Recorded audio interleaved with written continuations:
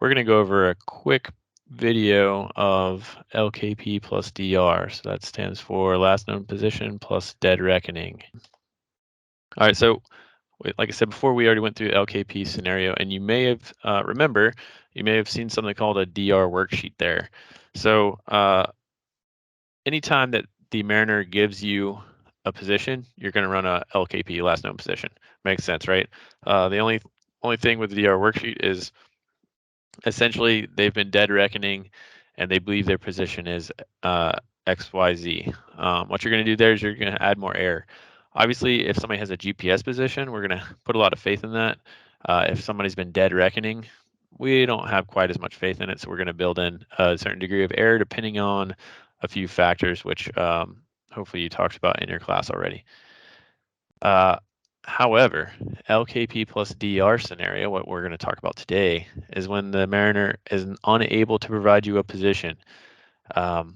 They might have, hey, I knew my position at the start of my voyage, it was this, and then I've been on this course at this speed for this long, and it basically SAROPS is going to recreate the voyage and then figure out a likely position for them, and then put them in distress and do all the things that SAROPS does. So we're going to walk through that real fast with a visual. So again, they started at an entrance buoy, got a visual fix on that position, known position, and then they went 090 for 5 hours. We're going to build some error there. Maybe they were plus or minus 5 on their course. And then their speed, they said they were traveling at 10 knots. And again, we're going to say, okay, we're going to build in some error plus or minus 3 knots. So after that 5-hour transit, this is their probable distress area. This is where they went, probably their location when they went in distress. However, you'll notice this is not the search area necessarily. It might take a couple hours for us to get on scene. By that time, they certainly could have drifted out of this distress area. So before we talk, we're going to talk about particle distribution. So in a normal SAROPS drift, SAROPS is going to drop 5,000 particles. When you hit LKP, it's going to put your particles in kind of a, you can think of it as a kind of a dartboard or a bullseye type of distribution. So in this particular instance, we're going to say, hey, we're doing an LKP with a 1 nautical mile probable error. So what that looks like is in that first nautical mile represented by that green circle, SAROPS is going to drop 50% of those particles in that 1 mile circle. Now between that solid green circle and the green dashes outside of it, that green dash is at a 2 mile radius from the center point there. So within that second, we'll call it layer, we're going to have 45% of the particles, right? So now we're at 95% of the particles. And then beyond that 2 mile dashed line is going to have the remaining 5% of the particles. So again, like I said, it's kind of like a dartboard where you have a lot of the particles right there in the bullseye, but then sporadically moving out as it goes. This looks different from an area search, which you'll talk about later. So if we had a 3 mile area or a 2 mile area, 100% of those particles would be uniformly distributed in that area. So again, if you have a 1 mile area, 100% of those particles are evenly distributed in that 1 mile. However, 1 mile LKP, you actually have particles as far as 3 miles away. So hopefully that makes sense. And we'll move on. So we're kind of here where SAROPS is recreating the voyage, kind of doing the DR work for the vessel. And as you can tell, some of these particles are right in line, right? Most of them are, in fact. They're pretty close to that 130, which was their intended course, and going at the intended speed. But you can see some of these particles are lagging. Some of them are outside that plus or minus area, giving it some air. And as you can see here, again, that blob is kind of moving through, creating that DR, moving from that known position, building in some air, and getting into a probable location when the Mariner went into distress. And then the Mariner goes into distress and SAROPS drops those particles like we just talked about. So there's going to be some variables that are going to determine basically how spread out our particles are, what our search area is kind of going to look like. So number one is going to be that X error, that locational error. If we give it a locational error of 1 nautical mile, bearing error of 10 degrees, a speed of plus or minus 3 knots, and then a drift interval of 10 hours, it blows what you're going to get there, kind of a 15 by 20 search area.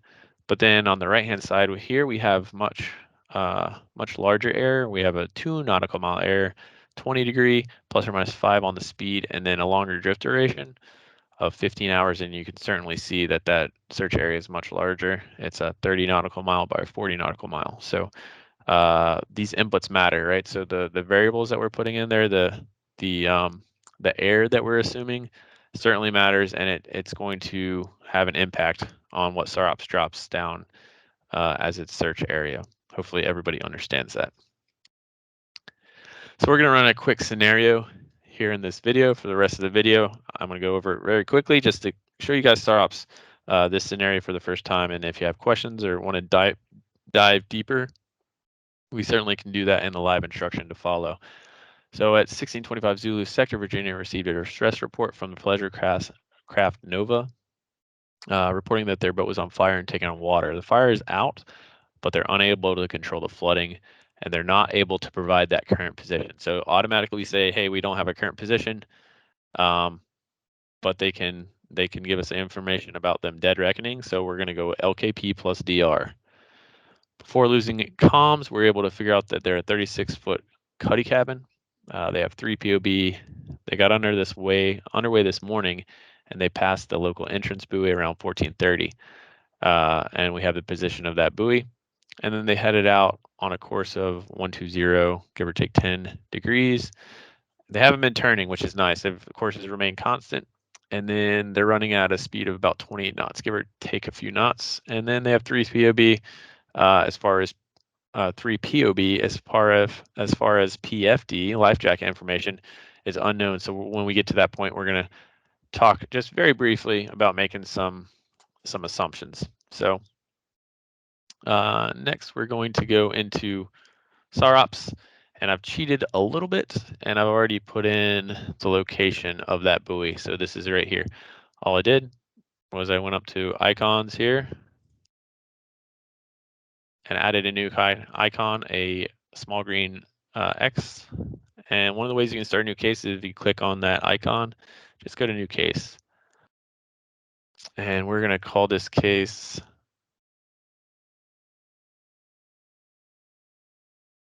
just going to paste it in there.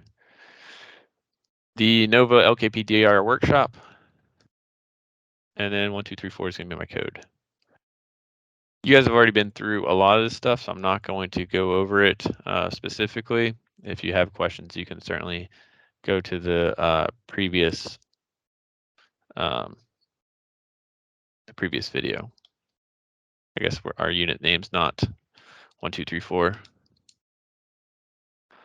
Say SAR School 1234, 1234. We already have our location. Nature of distress was taking on water. Number of persons, they said 3. And then the name of the vessel is the Nova. All right, so as you can tell in our case tree, we have a new case here, the case we just created. So if we go all the way down to SAROPS, we can go new forward. I right-clicked on that and went to new forward. And it's going to ask for some more information. What we're going to do is I'm going to cut and paste into the comments here, everything else filled out for us. And then it's going to take us to those search objects. So to start off, we know it's a vessel, right? It was taking on water. It's a cuddy cabin, and we're going to look into the characteristics, and it's a 36-footer, and it's going to fill in the rest of the information for us, which is nice. Never anchors or always anchors, we don't know. So we're going to put 5 as likely as not. All right, so I know it was taking on water. So it could have swamped and capsized. So I'm going to go ahead and select swamp capsized. And then we're going to define the characteristics. It's automatically going to say it's going to be reduced by 40% because some of it's underwater potentially. So we're going to go 36 foot. It's going to do the math for us. And again, it could have anchored as it was taking on water before it was taking on water and still be anchored. So We're going to put that in there. And then lastly, we know we have PIWs. So you'll hear throughout the course that it's a good idea to put 4 search objects in because it's free information. I'm going to start off with worst case scenario. So PIW without PFD. Let's see what that looks like. So it says number of PIWs in a group. So obviously we train people and we train our own people. If you go into the water, stay together, you're easier to detect. And just in general, people would want to stay together. But worst case scenario is maybe they get separated. They don't have a PFW on or PIW on, and they're separated. So I'm gonna go with this. And then lastly, I'll go PIW with PFD. In this case, I'll say, you know what, this is not the worst case scenario. This is best case scenario. So 3, they stay in a group of 3. And let's say that they have high contrast PFDs on. Again, this is going to be best case scenario for a PIW. All right, so we have our 4 search objects in here. So we can hit next. All right, for now we're gonna add our scenario. And like we said, we don't have their position. They're not sure their position. So we're gonna go LKP+DR. And it's gonna give us a calculator to help us calculate their position. So we're gonna import that last known position was that buoy that we already had the icon for. And it was a visual fix. So their navigational was based on a visual fix. If it was GPS, radar, have all these things. So we're going to say it was radar or visual fix, but we'll just say do that. So it's a one nautical mile X error.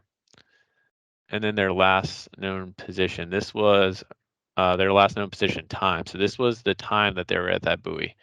And so if we look in here, let me try to find it. All right, so it says right here, they got away this morning, past the entrance buoy at 14:30 Zulu. So we have 14:30 Zulu. I happen to know that if I do it today's date, it's going to be in the future, which is not going to work out for me. So 14:30. We're going to use yesterday's date just so we don't get that error message, which is fine. We just got to make sure we keep that in mind. So that's their time error. They said they got underway this morning, past the buoy around 14:30. So around 14:30, I don't know if it sounds super specific. So I'm going to say 0.2 on the time error. You're making some assumptions here as long as you talk about it as a team and write it down or record it. That's the important part. And then distress time. What time did they get in distress? It says at 16:25, Sector Virginia received a distress report. And again, I'm going to use yesterday's date just to keep it standard, 16:25, 16:25. All right, motion type. We're going to talk about this in the live demo, so we'll save that for later. And then speed. We were at 28 knots, give or take a few. So 28 was their cruising. I'm going to say plus or minus 3, 25 and 31. And then their course was 120, give or take 10 is what they said. So have that right here. So we've built out our case as with the information that we have. You can simply click next. Are there any previous searches? No, we don't have any previous searches. So for our sim end time, so our start time was 07:1400 Zulu. Let's say at 16:25 we were notified. Let's say that they're going to be able to get on scene at 17:25. It's going to take them an hour to get there.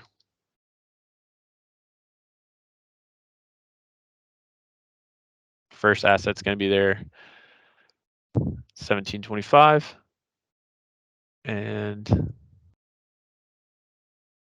all right. All right, for weather, you guys will have a weather class, and it's going to get into how to choose the best weather for this demo, where simply going to choose this.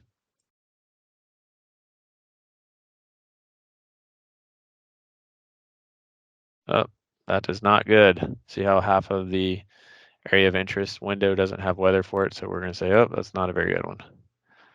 Let's expand it out. We'll just do NDFD CONUS. And there's going to be more information specifics on how to choose the correct weather in a later class. But again, for the sake of this quick run through, I'm going to move through it quickly. This is just to give you a basic idea of it, and then we'll have some live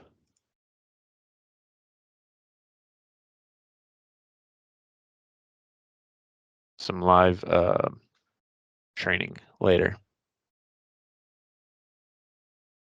All right. So shoreline, slippery, sticky, or both. It's mostly sticky around here. A lot of sandbars and stuff. I'm going to say sticky. If you don't know, certainly choose both. Basically, if the boat or if the person hits the land, is it going to be cliffs where they can't get out, which would be slippery, or is it going to be like sandbars where they can just stand up and walk off the beach, which would be sticky? And then, do you want your particles to go into distress over land or water? We're Coast Guard. We're going to do water, and we're going to run the simulator.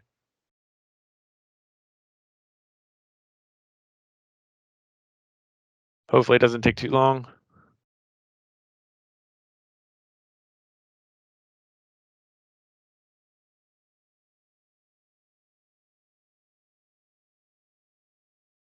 All right, and then we have our first POS reports, which you will learn in a later class.